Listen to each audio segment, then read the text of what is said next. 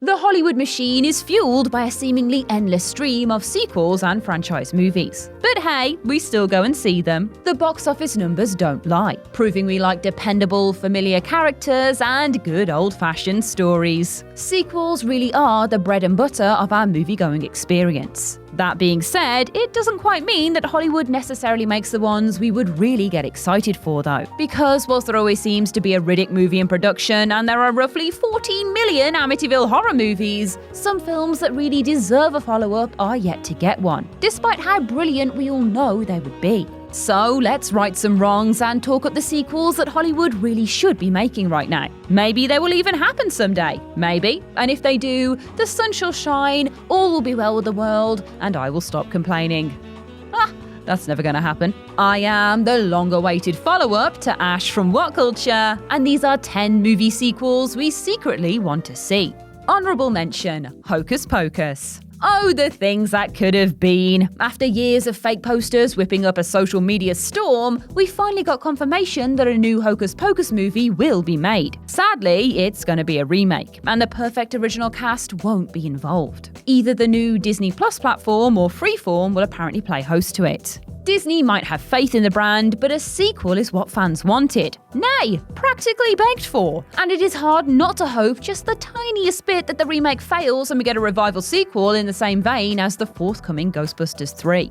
Makes me sick. 10. Austin Powers 4. After creating 3 truly great characters in Wayne from Wayne's World, Austin Powers from Austin Powers, and Shrek from Shrek, just in case you weren't sure of their source movies there, Mike Myers' career trajectory started to drop off pretty dramatically when he made anything not Shrek related. Let's be real for a moment here. The Cat in the Hat and The Love Guru are legitimately 2 of the worst movies of the century. Since then, he's appeared only sporadically in movies, with interesting supporting roles in Inglourious Bastards and Bohemian Rhapsody, but he still shows flashes of the same charm and character work. And it's about time he pulled the trigger on the 4th Austin Powers movie, which has been widely rumoured for years. Director Jay Roach has been talking about it and confirmed Myers is trying to crack a story, which is more difficult after Vern Troyer's death, sadly. So there is a slim chance. You'd think there has got to be something of a parody in more modern Bond conventions though, surely. We need the ball torture parody. We need it. 9. Serenity 2. The whole Firefly story is arguably more compelling because it was so underappreciated and cut off in its prime. This was, after all, one of the greatest sci-fi series of all time, Fight Me, as it had such a potent cast and spirit.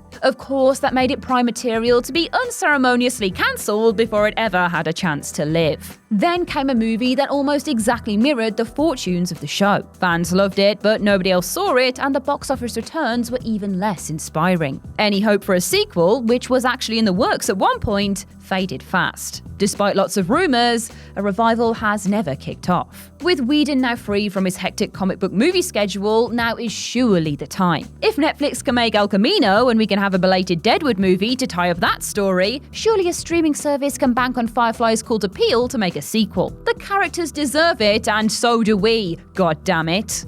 8. John Carter, The Gods of Mars. The story of John Carter is a legitimate tragedy. Marketed horribly by Disney, the film flopped notoriously hard on release because of its enormous cost to make. Suddenly, plans for a franchise based on the book series ended up lost in space. But John Carter is a good film. It has now become something of a cult classic, but even that status slightly damns it with faint praise, because it deserves so much more. It is a space opera sci-fi of an older order, imaginative and engaging, and it should have kicked off a trilogy at the very least, considering other similar franchises. It's unlikely to happen anytime soon, though maybe a TV show in its place on Disney Plus might be more realistic. A sequel based on the second book in the series, whose story is richer and whose action is more entertaining again, would be a rather wonderful treat though.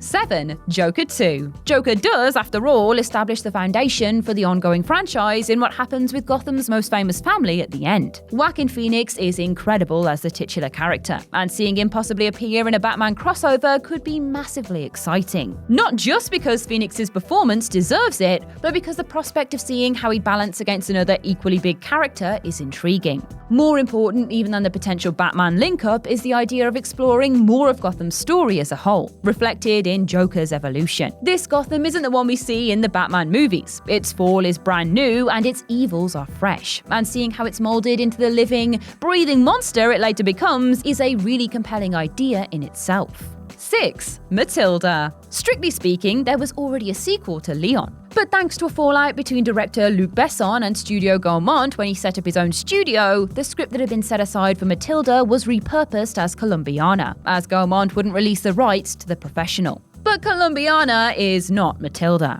The idea of Natalie Portman still returning to play the grown-up version of her Leon character, who now works as a cleaner and is seeking revenge for the murder of her family, and of course Leon, is still something we would all love to see. Sure, it would be the same story, but Portman in that sort of role is a super compelling idea, and it is arguably an even better sequel pitch to Kill Bill 3 that keeps being brought up instead. It is sadly unlikely, but if the pieces shifted into place, Besson would be mad to not develop a new script for Portman. 5. Ace Ventura 3. Jim Carrey has come a long way since he made the first 2 Ace Ventura movies. He's done a fair bit of dramatic work, he sabotaged the marketing of one of his own movies over gun violence concerns, and he's coming full circle on his more caricature-led performances with Sonic. Or at least, it certainly looks that way. Carrey could also do a lot worse than reviving Ventura even after the travesty of Ace Ventura Jr. and whispers of a reboot. An older, wiser take on the character as the global ecology crisis is such big news almost writes itself. And any opportunity to see Carrey really enjoying himself in the role that made him would be great.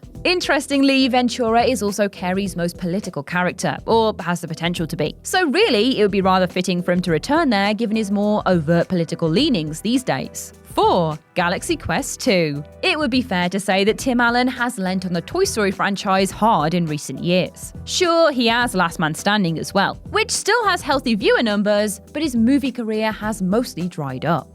Whether he will return as Buzz Lightyear again remains to be seen, but it would be great to see him back for the continued adventures of Jason Nesmith, aka Commander Peter Quincy Taggart. It has now been 20 years since the NSEA Protector took flight, and whilst the sad death of Alan Rickman would rob a sequel of one of its most interesting characters, there's enough story potential in this universe, particularly now that the Orville has proved Star Trek homages can be successful, to still get something good out of it. Rickman could even be the foundation for the plot as a tribute. With Picard exploring the last hurrah of another famous starship captain, seeing the twilight of Nesmith's crew would be a brilliant parallel. 3. Scott Pilgrim 2. There are some who don't realise that Scott Pilgrim vs. the World is even a comic book movie, or at least a graphic novel movie anyway. The film is actually an amalgamation of all 6 volumes of the graphic novel, taking in Pilgrim's battles with all of Ramona Flowers' exes, which were originally spread into 1 per chapter of the anthology. But that doesn't mean that this story needs to be over, and there's more than enough of a cult following for the original to warrant another step into this universe. Michael Cera's Scott is his best character. Edgar Wright's creative approach to the material, and the conscious adoption of comic book styles, was wonderfully charming. And a new story further exploring Scott and Ramona's relationship, and perhaps bringing in Scott's own evil exes, and the return of Knives Chow and Brie Larson's Envy Adams at least, would be brilliant.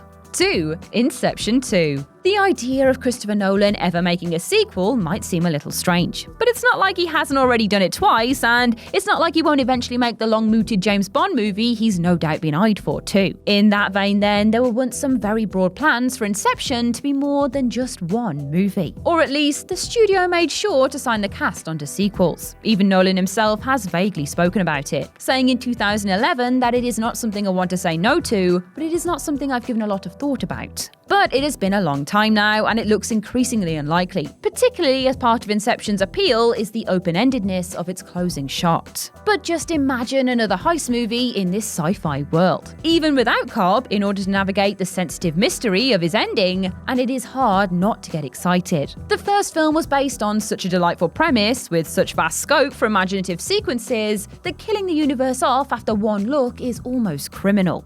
1. Beetlejuice 2. As legend has it, we almost got a Beetlejuice sequel some years ago. That tends to be lumped in with the Roger Rabbit 2, Gremlins 3, and E.T. 2 sequels called Beetlejuice Goes Hawaiian. It never went into production, but then Winona Ryder confirmed a sequel was in the offing in 2015, then a screenwriter was reportedly hired in 2017, and then nothing, mostly.